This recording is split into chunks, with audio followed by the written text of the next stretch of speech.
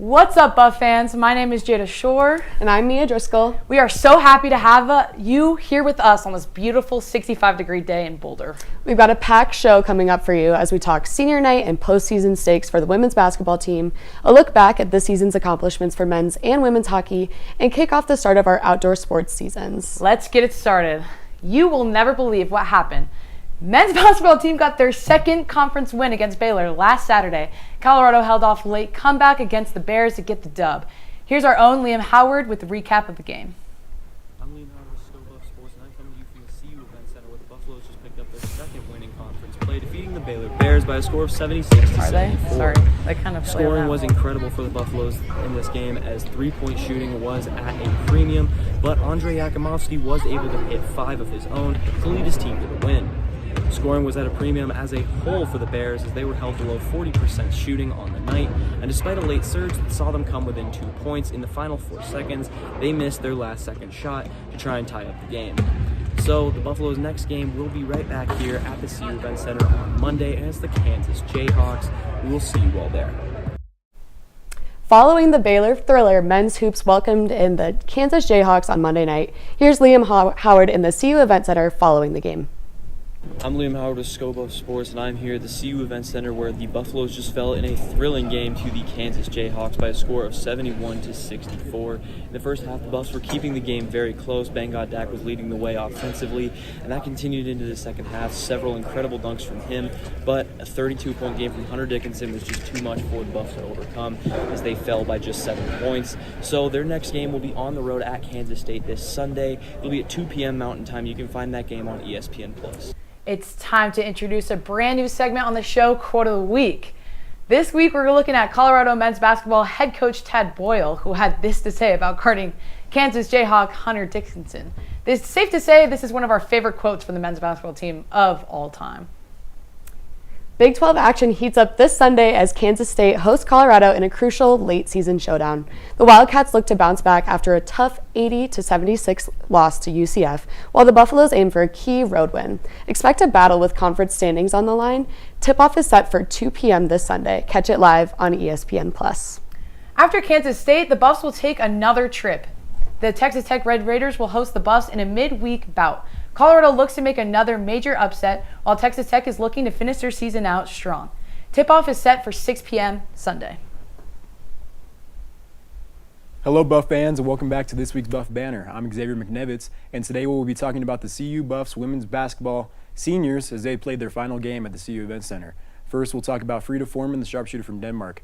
She's been a key figure in CU's recent NCAA tournament success, as she has established herself as one of the program's most reliable scorers. Known for her clutch performances, including a 5 3-pointer game in the 2023 tournament against Middle Tennessee, Foreman holds the program record for made 3-point field goals with 300. Now, Kendall Wetta, the Colorado native. Kendall Wetta has been instrumental in CU's rise back to national prominence, winning both Defensive Player of the Year and the Iron Buff Award this season. Wetta's impact has been evident since her freshman year, when she earned Pac-12 All-Freshman and All-Defensive honors. Her relentless defense and leadership have helped build CU into a top-tier program. Now let's go into our transfer buffs with Naomi Urdu. After transferring from Iowa State, Naomi Urdu brought much-needed size and athleticism to CU. Standing tall at 6'1", Urdu's ability to stretch the floor and defend multiple positions made her an invaluable asset. A member of the first South Sudan women's national team, her international experience has added to the depth and diversity of the Buffs roster. Next is Lior Garzon. Lior Garzon arrived in Boulder with an impressive resume, having played at Villanova and Oklahoma State before joining CU. A natural scorer, Garzon averaged over 10 points per game, proving her ability to impact the game from anywhere on the court. Her senior season at CU has been a testament to her ability and scoring prowess. Next, let's go to the Buffs' leading rebounder in Sarah Rose Smith. After transferring from Missouri, Sarah Rose quickly became an integral part of CU's success. Though listed as a guard, her rebounding prowess earned her the Lisa Van Gore Rebounding Award this season for the Buffs. Averaging 6.1 rebounds a game, her leadership and experience have been critical in guiding the Buffs team filled with new faces. Lastly, Johanna Tadar from Estonia brought energy and efficiency to CU after spending 5 years at Washington State. A quick and tenacious guard, Tadaire's ability to provide an offensive spark and defensive pressure off the bench has been invaluable. Her passion for the game and ability to rise to the occasion have not gone unnoticed by fans and teammates alike. That's it for this week's Buff Banner. I'm Xavier Nevitz. Back to you guys at the desk. Buffs women basketball took on number 24 ranked Oklahoma State last Saturday. Colorado came out strong against the Cowgirls, dominating in the paint early and jumping to a 6-point lead. However, turnovers proved costly, allowing Oklahoma State to take on 1-point lead after the first. The Cowgirls' defense tightened up in the second, forcing 7 Colorado turnovers to put CU in a 14-point hole at halftime.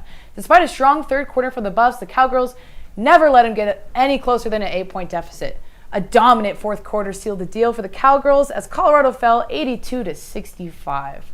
After the tough loss, the Buffs returned home for their senior night against Arizona State. The Buffs dominated all game, getting a 35-point dub, with their largest lead being 45. Let's go to Brittany Garcia with the recap of the game. Hey Buff fans, it's me, Brittany Garcia, here after a huge 35 blowout win as the Buffs defeat the Sun Devils 89-54. This game throughout was Buffs' game, as scoring-wise, the Buffs dominated. They went 50% from 3 and 69% in field goal range. Lior Garzon closed out on her senior night on a bam, as she scored 17 points. Tonight wasn't just a beautiful dub for the Buffs, but it was also a teary one. As you see behind me, senior night is wrapping up, and as we close out 6 seniors' home career here tonight, such as Sarah Rose Smith, Kendall Wetta, Johanna Tidor, Lior Garzon, Namor Dew, and Frida Foreman. With the home season coming to a close, the Buffs will be traveling for their last regular season game to Lubbock, Texas, to face Texas Tech this Saturday at 1 p.m. And that game will be on ESPN+. Again, I'm Brittany Garcia, and you're watching Go Buff Sports. What might be the most important game of the season for the Buffs is their last. The Buffs finished their season on the road against Texas Tech as sitting at a tiebreaker for the 8th seed in the Big 12 tournament. If the Buffs win against the Lady Raiders, they clinch a bye in the first round of the tourney. In their last matchup, the Buffs destroyed Texas Tech with a 16-point dub at home. However, the Buffs have to travel to Lubbock and have struggled on the road all season. Colorado needs a win or an Arizona loss on Saturday to secure the number 8 seed in next week's Big 12 tournament, thereby giving the Buffs a bye in Kansas City. A loss and Wildcats win would seed CU 9th, leading to a matchup on Wednesday at 12:30 against the last-seeded Houston Cougars to open the tournament. The Buffs would play at 12:30 on Thursday if they manage a bye, facing the winner of Arizona and Houston. We're heading out to KC to provide coverage on all these games, so make sure to stay tuned in to all SBS social platforms for all the live updates. Right now, the Buffs have a few upset wins, notably against 14-ranked West Virginia and 10-ranked Kansas State. However, their home loss to number 19 Baylor hurts them in contention for the March Madness tournament. Their road struggles have proved costly as they only have won 2 conference games away from the CU Event Center. With their win against Arizona State, it puts their net ranking at 57. The Buffs would still need to win a couple of games in the Big 12 tourney to ensure their March Madness bid. It's time for this week's trivia question. Today we ask, who do you think has made more three-pointers this season? CU alum Derek White of the Boston Celtics or the entire men's basketball team? Stay tuned for the answer later in the show.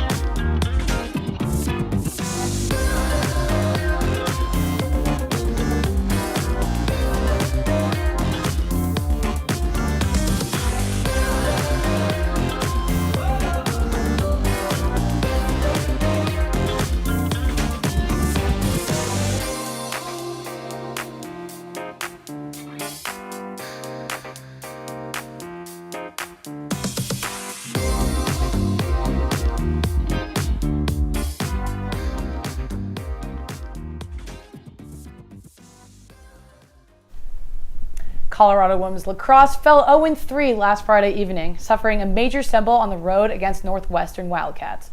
The number 3 team in the nation made light work of the Buffaloes, scoring 15 of the game's first 16 points and winning 20-5. The goaltender Elena O made her first start in black and gold, but the freshman by no means was awarded a welcome bench midway through the third quarter.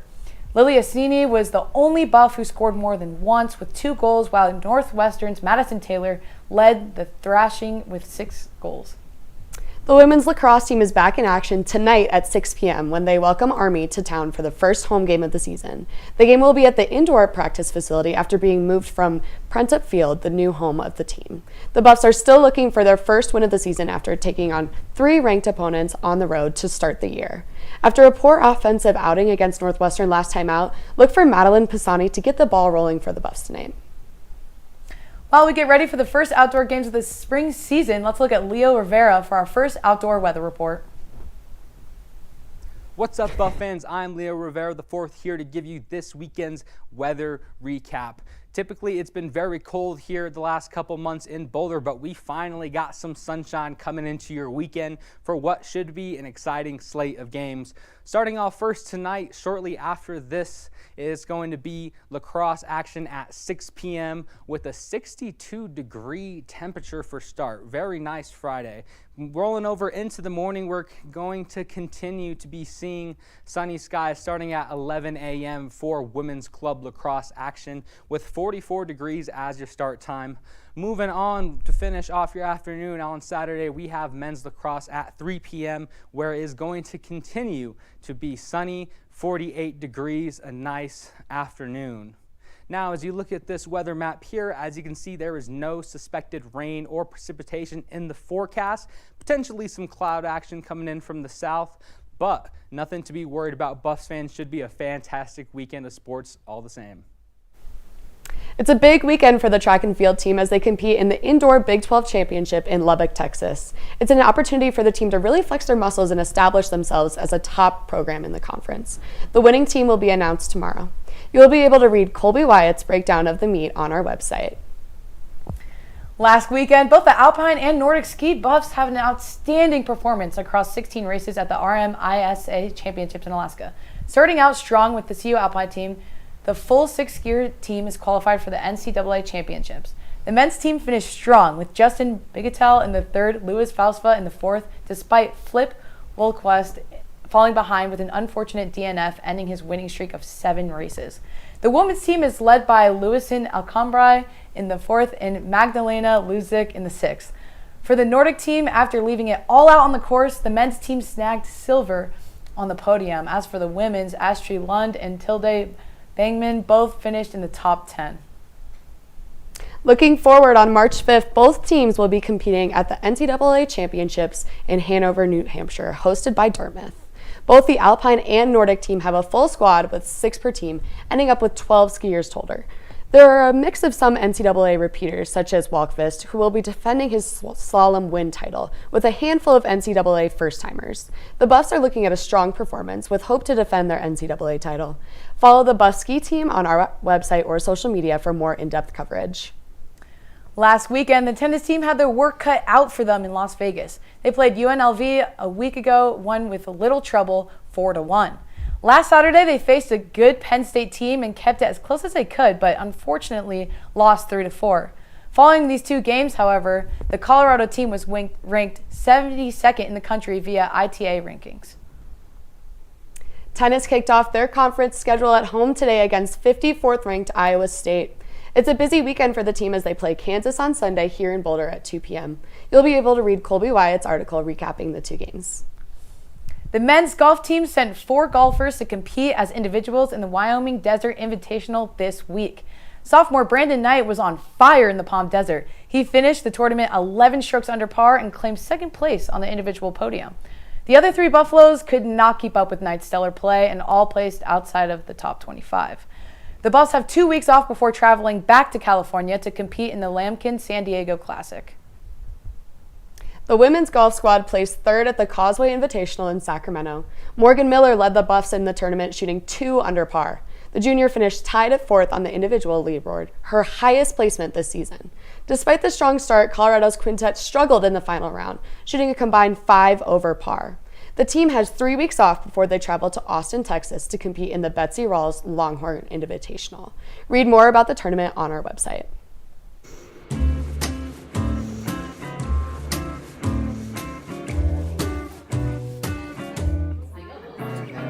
Who wants to do basketball? Who wants to do football? Who wants to do soccer? wants to do volleyball? That's so sick. Did Christian just say videography? Anyone want to do that?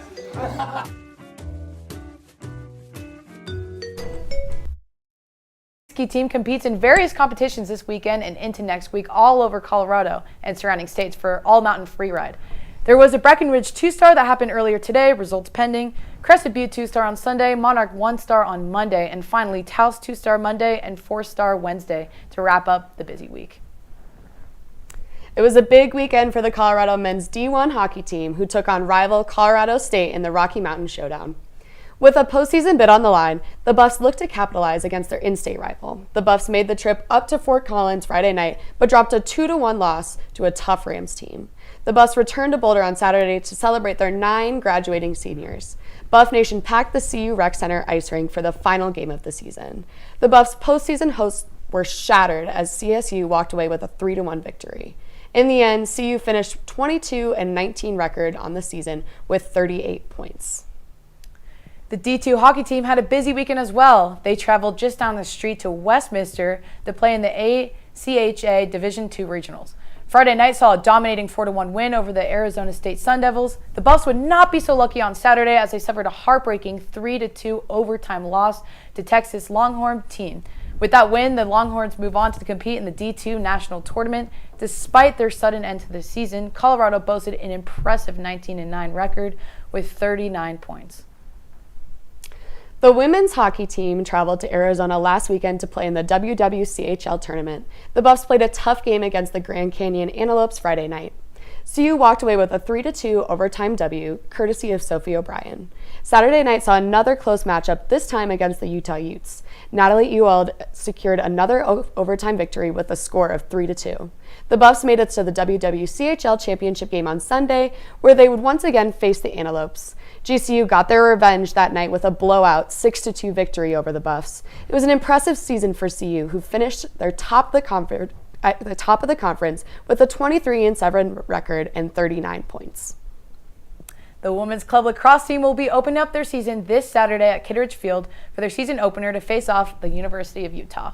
The Buffs are looking to start off their season strong after a great season winning the RMWLL Regional Championship last season.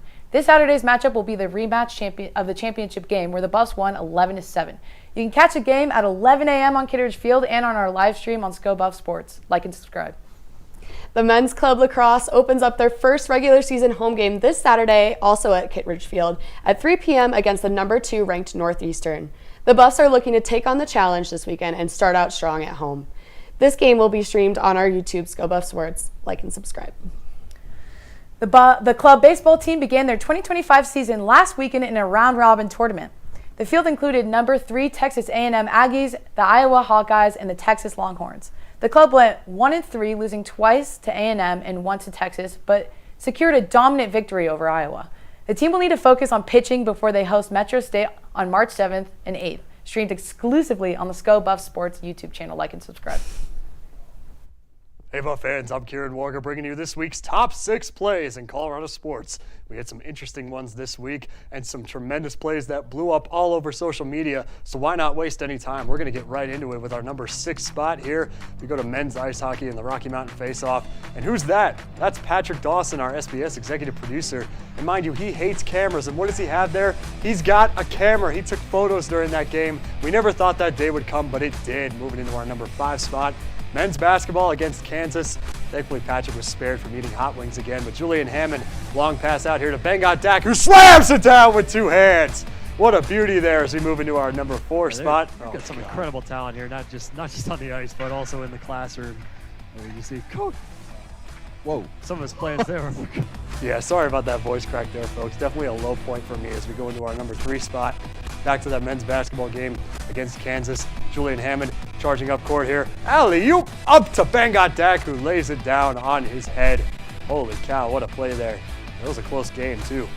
Moving into our number 2 spot. I get my redemption here, folks. Just listen. There's a shot. Score! Brody Pearson puts the Buffs on the board. Just under 4 minutes gone by in the third period. 1:06 to go on the Rams power play. Short-handed. Yeah, that was definitely redeeming from that voice crack I had previously. Moving into our number 1 spot, this is a beauty here, women's hockey in the WWCHL tournament. Sophie O'Brien right between the legs in overtime, and the Buffs take game 1 of that tourney down in Arizona against Grand Canyon University. And look, we got to play this on slow-mo for you guys right here. She's charging up from the left side, and whoop, right between the legs. What a beauty there as the Buffs win game 1 of the WWCHL tournament. And as we welcome you back inside the studio, the women's team also beat Utah that same weekend on Saturday with the same score, similar ending. But unfortunately, GCU would come back in the championship game and blow out the Buffs 6-2. So that was a disappointing weekend for them, as we will recap here later in the show. But that's going to do it here for our Plays of the Week this week here on ScoBuff Sports. I'm Kieran Warger, sending you guys back to the desk. Here we see Xavier McNevitz working on his reader for the live show. If we didn't have these readers done by Thursday night, chances are we would not be airing this show right now. Be like Xavier. Get your readers done. And don't forget to click save so that you don't lose any of your hard-earned work. Hey Buff fans, I'm Hannah Howell here with this week's Rapid Fire. We have some great games ahead of us that you won't want to miss. We're starting out with the women's lacrosse team home opener, which is happening in less than an hour right here in Boulder. The team will be playing the Army Black Knights at 6 p.m. at the indoor practice facility at Champion Center. Then, both of our men's and women's basketball teams will be on the road to Lubbock, Texas to take on Texas Tech at the United Supermarkets Arena. The women's team plays tomorrow, March 1st at 1 p.m. The Buffs are 9-8 in conference play, while the Red Raiders are 3-14. So let's wish our team good luck and to bring home another conference W. Before the men's team takes their trip to Texas, they'll be in Manhattan, Kansas, taking on Kansas State. This Sunday the 2nd, they will go head-to-head with the Wildcats at 2 p.m. Then they'll be back on the road to compete with Texas Tech on Wednesday, March 6th at 6 p.m. If you want to catch any of those varsity games, you can make sure to tune in to ESPN+. Not only does the women's varsity lacrosse have a home opener this weekend, but so does the club team. The Buffs will be hosting the University of Utah at Kitt Field at 11 a.m. tomorrow morning. It's going to be a beautiful sunny day with a high of 57, so make sure to get out, get your Colorado tan on, and support your Buffs. I'm Hannah Howell, and that's all for this week's Rapid Fire. Back to you all at the desk. It's time for the answer to this week's trivia question. Earlier we asked who had made more three-pointers this basketball season, Derek White or the entire men's basketball team? And the answer is, drumroll please, believe it or not, Derek White. He has made 192 threes for the Celtics this year, and our Buffalo's men's basketball team has made 188. Our tweet of the week comes from Colorado Club Baseball promoting its opening weekend series in a way only a club team could. The Buffs quoted Deadpool and Wolverine and added a little something extra with their 206 bones in the human body, and we'll let you read the rest. The tweet went viral but did not turn out as exciting for the team itself, which just won one of its 4 games in College Station. The NFL Combine is going on this weekend. Stay tuned for next week's show where we go over all things Colorado that you need to know from Lucas Oil Field in Indianapolis. Next week kicks off our coverage on the road to the draft for all of our graduating Buffs. Thank you for tuning in. We hope you had as much fun as we have had this show, and we hope to see you back here next week. Until then, there's no shortage of CU activities to fill your schedule. If you like this week's show, make sure you like and subscribe.